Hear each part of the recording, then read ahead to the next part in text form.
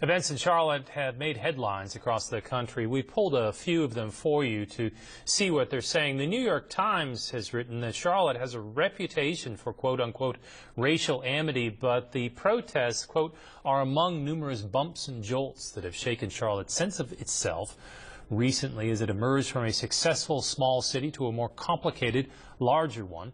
The right-leaning website, Breitbart.com, points out that last night's demonstrations were, quote, largely peaceful. The Washington Times, another right-leaning publication, has raised the issue of police body cameras, writing that they bring more questions than answers. And Slate.com has reaction to Representative Robert Pittenger's comments to the BBC that Charlotte protesters hate white people because, quote, white people are successful and they're not. Pittenger has since apologized for those comments, saying they don't reflect who I am. He also says he was quoting statements made by angry protesters on national TV. Quote, my intent was to discuss the lack of economic mobility for African Americans because of failed policies. The grievance in their mind is the animus, the anger.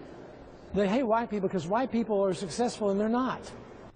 North Carolina Congressman Robert Pittenger has apologized for making that comment on a British talk show about the protests in his district. He later released a statement saying his anguish over the situation led him to give a response he regretted. The North Carolina Democratic Party released a statement saying Pittenger's remarks were inexcusable.